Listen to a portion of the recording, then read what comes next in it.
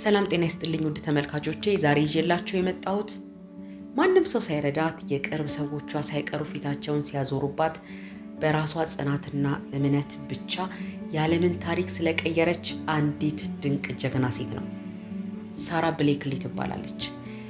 ሳራ ብሌክሊ በዓለም ዙሪያ በሚሊዮን የሚቆጠሩ ሴቶች የሚጠቀሙበትን ስፓንክስ የተባለውን ግዙፍ የልብስ ድርጅት የመሰረተች ጀግና ሴት ናት። በታዋቂው የፎርብስ መጽሔት ላይም የዓለምን አጋዥ በራሷ ጥረት ብቻ ቢሊዮነር በመሆን የመጀመሪያዋ ሴት ተብላ እውቅና ያገኘች የቢዝነስ ንግስት ተብላለች።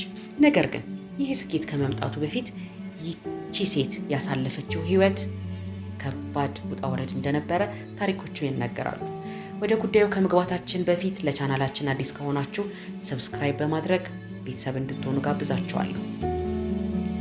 ሳራ በወጣትነት እድሜዋ እንደ ማንኛውም ታዳጊ ትልቅ ህልም ነበራት።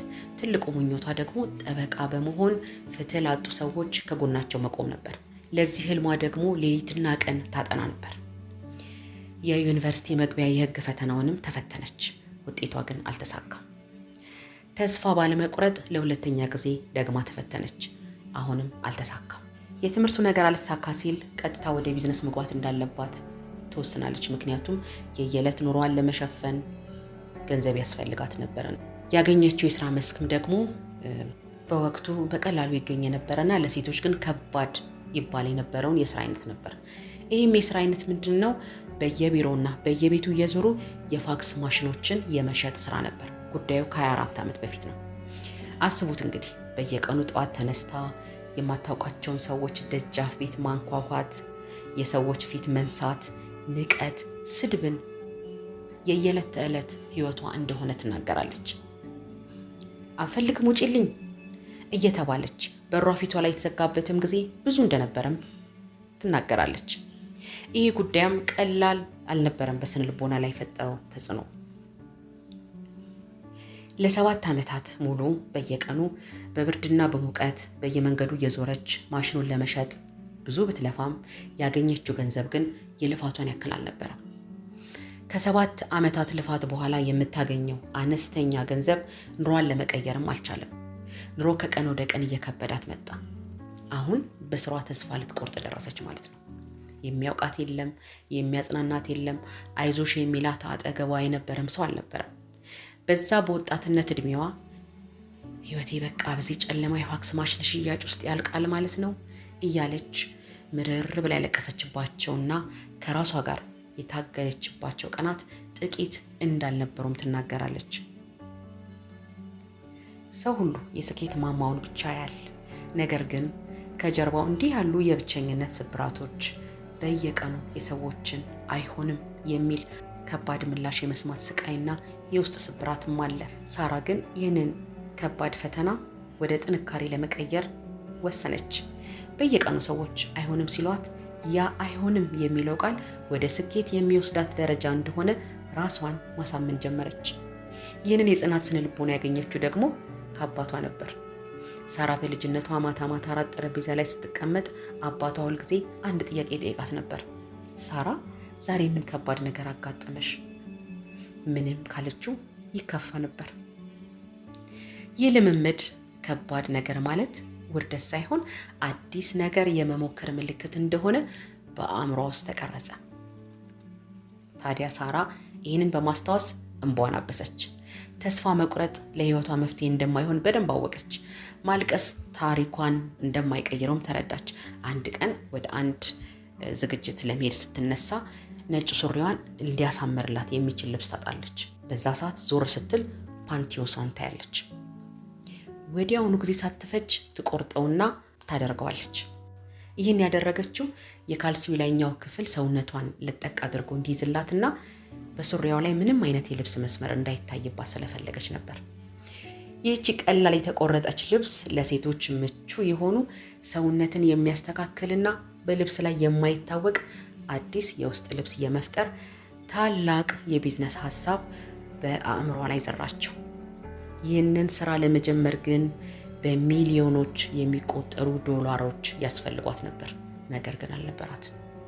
እጇ ላይ የነበረው ገንዘብ ራሱ በየቀኑ የፋክስ ማሽን እየዞረች ከምትሸጥበት ያጠራቀመችው $5000 ብቻ ነበር። ያንን የቆጠበችውን $5000 ይዛ የፓተንት መብት ለማስመዝገብ ስትሞክር ጠበቃዎች በሺዎች የሚቆጠር ዶላር ጠየቋት። ገንዘቡ ግን አልነበራትም። ስለዚህ ራሷ የፓተንት ሕጉን ጻፈችው ማለት ነው። ነገር ግን ምርቱን ለማምረት ወደ ፋብሪካዎች ስትሄድ ሌላ ትልቅ ፈተና ገጠማት።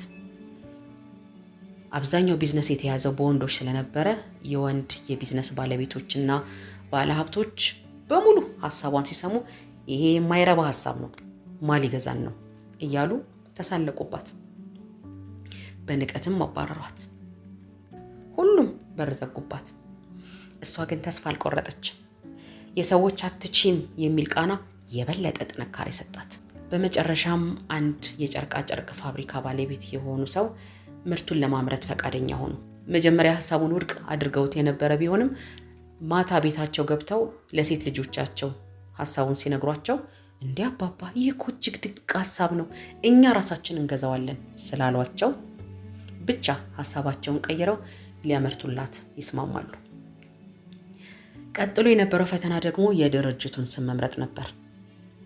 ሳራ ድርጅቶች ስማቸውን ሲቀይሩ ኬ የሚል ፊደል ያላቸው ስሞች በሰዎች አእምሮ ውስጥ በፍጥነት እንደሚቀየር አጠናች።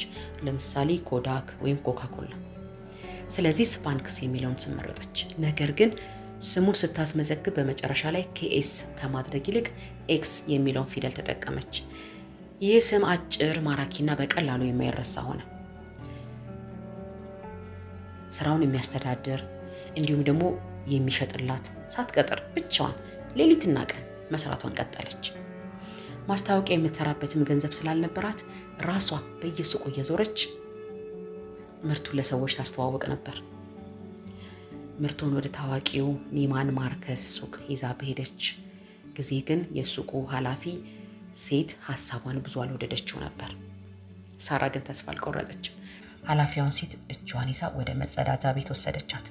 እዚያም ምርቱን ለብሳ ከመልበሷ በፊትና ከለበሰችው በኋላ ሰውነቷ እንዴት እንደሚስተካከል በተግባር አሳየቻት። የሱቁ ኃላፊ በዓይኗ ባየችው ነገር ተደንቃ ምርቱን በሱቋ ውስጥ ለመሸጥ ወዲያውኑ ተስማማች። በጥራትና በጽናት መስራቷን ስትቀጥል በጥቂት ጊዜያት ውስጥ ስራዋ የዓለምን ትኩረት ሳበ። አንድ ቀን ግን ትልቅ ተአምር ተፈጠረ። ሳራ የሰራችው ምርት ለታዋቂዋ የቶክ ሾው አቅራቢ ኦፕራ ዊንፍሬ በስጦታ ላከችላት። ኦፕራ ምርቱን ተጠቅማ በመውደዷ በታዋቂው ፕሮግራሟ ላይ የዓመቱ ምርጥና የምወደው ምርት ብላ ለዓለም አወጀችው።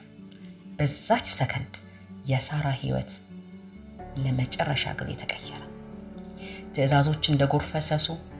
በ2021 ዓመተ ምህረት ኩባንያዋን ለብላክስቶን ግሩፕ ስታጋራ የድርጅቱ ዋጋ $1.2 ቢሊዮን ደርሶ ነበር።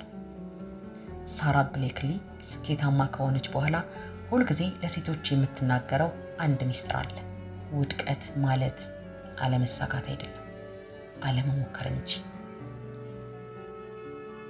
ውድ ተመልካቾቼ የሳራ ብሌክሊ እውነተኛ ታሪክ የሚያስተምረን ትልቁ ቁም ነገር ምንድን ነው? የትኛውም ያክል የኑሮ ጫና ቢኖርብን፣ የሰዎችን ንቀት፣ አትችም የሚል ውድቀት ምላሽ ቢደርስብንም በራሳችን ጥረትና በጽናት ከደከምን የማንቀይረው ነገር የለም። ዛሬ በችግር ውስጥ ያላችሁ እህቶች ምናልባት ዛሬ ተስፋ ቆርጣችሁ ሊሆን ይችላል። ነገር ግን ማንም ሰው መጥቶ እንዲረዳችሁ አትጠብቁ። በውስጣችሁ ያለው ጥንካሬና እምነት ብቻውን ይበቃችኋል። ተስፋ አትቁረጡ።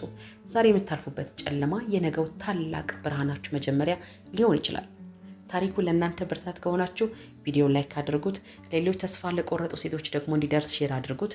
በሌላ ድንቅና ብርታት በሚሰጥ ታሪክ እስከምንገናኝ ቻው።